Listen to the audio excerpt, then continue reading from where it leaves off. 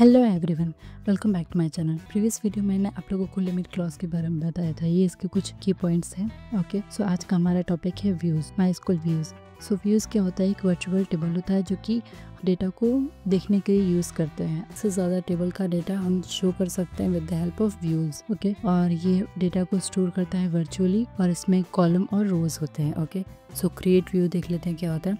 Create view ये based होता है सिंगल टेबल और मल्टीपल टेबल पे। ओके, इसमें हम यूज़ कर सकते हैं कुछ मतलब पर्टिकुलर कॉलम रोज को सेलेक्ट कर सकते हैं और फिल्टर डेटा कर सकते हैं with the help of where condition. Okay, so देख लेते हैं कि किस तरीके से हम व्यूज़ को क्रिएट करते हैं। सो व्यूज़ को बनाने के लिए हमें क्रिएट व्यू स्टेटमेंट का यूज़ करना होगा। ओके, सो यहाँ पे यूज़ किया जाता है create view statement is used for creating views.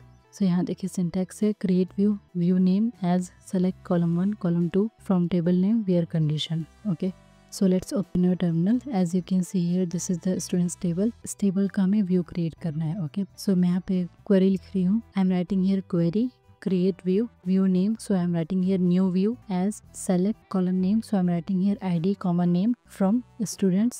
उसके बाद हम लिखेंगे where condition, so I am writing here where city is equal to let's suppose Sydney।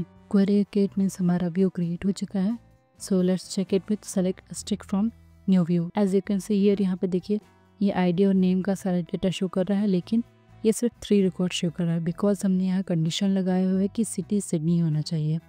Okay, सो ये जिसका सिटी सिडनी है सिर्फ उसी का रिकॉर्ड शो कर रहा है। सो इस तरीके से हम व्यूज़ का यूज़ कर सकते हैं अपने डेटा को वर्चुअली देखने के लिए, और ये फिजिकली कोई स्पेस नहीं लेता है डेटाबेस में।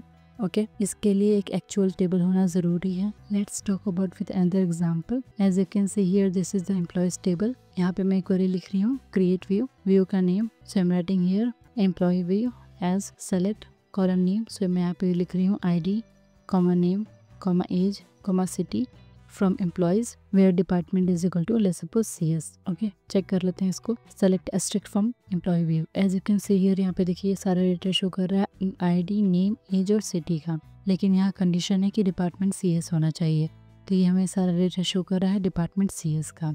ओके, सो इस तरीके से हम व्यूज़ का यूज़ कर सकते हैं किसी भी टेबल का पर्टिकुलर डेटा फिच करने के लिए, मतलब कि देखने के लिए। अगर मान लीजिए बहुत बड़ा टेबल है आपके पास और बहुत ज़्यादा कॉम्प्लेक्स क्वेरीज आपको लिखनी होंगी एक पर्टिकुलर डेटा को फिच करने के लिए, तो आप सिंपली व्यूज़ का यूज़ कर सकते हैं, और ये कोई स्पेस भी नहीं लेता है, ये एक वर्चुअल टेबल है। ओके, सो व्यूज़ के कुछ एडवांटेजेस और कुछ डिसएडवांटेजेस हैं। सो उसको देख लेते हैं कि व्यूज़ का एडवांटेजेस है।